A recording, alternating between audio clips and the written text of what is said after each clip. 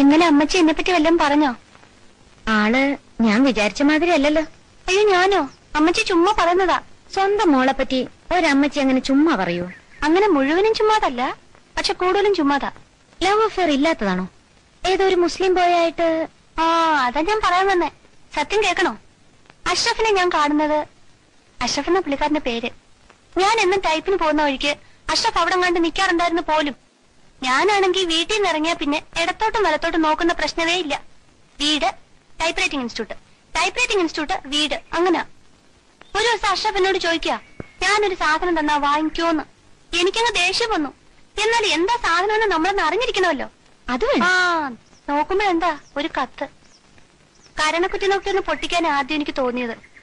പിന്നെ ഞാൻ ആലോചിച്ചു, അത് വേണ്ട. കത്തിൽ എന്താ എഴുതിയിരിക്കുന്നത് നമുക്കറിയണ്ടേ. പിന്നീട് ആ മനുഷ്യൻ കത്തോട് കത്താണ്. ഒരിക്കലും വാങ്ങിച്ചു പോയില്ലേ, പിന്നെങ്ങനെ വേണ്ടെന്ന് പറയുന്നേ. എന്റെ അയാളുടെയും വീട്ടുകാരെ ഓർത്ത് എല്ലാം ഞാനങ്ങ് ക്ഷമിച്ചു. ഒരു ദിവസം അഷ്റഫ് എന്നോട് പറയാ, ഒരുപാട് സ്വകാര്യം പറയാനുണ്ട്, സ്കൂൾ ഷെഡിന്റെ പുറകിലോട്ട് വരാവോന്ന്. അതാ കുഴപ്പമായ. ഞങ്ങൾ അവിടെ സംസാരിച്ചോണ്ട് നിൽക്കുന്നത് ആരാണ്ടൊക്കെയോ കണ്ടുപോലും. അഷ്റഫ് മുസ്ലിമും ഞാൻ ക്രിസ്ത്യാനിയാണല്ലോ. അതിനുശേഷം ഈ രണ്ട് സമുദായക്കാരും തമ്മിൽ ഇല്ലാത്ത പുകലൊന്നുമില്ല. അടിപിടിയും ബഹളം ഒന്നും പറയണ്ട, ഞാനിങ്ങ് പോന്നു. കുഞ്ഞു പറ, എന്റെ ഭാഗത്ത് എന്തെങ്കിലും തെറ്റുണ്ടോ? ഏയ്, ഒരു തെറ്റുമില്ല.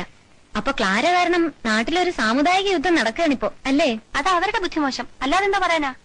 കുഞ്ഞിന് എന്നെ പറ്റിയ തെറ്റിദ്ധാരണ ഒന്നുമില്ലല്ലോ. തീരില്ല. അത് മതി. ഇപ്പോഴെനിക്ക് സമാധാനമായത്.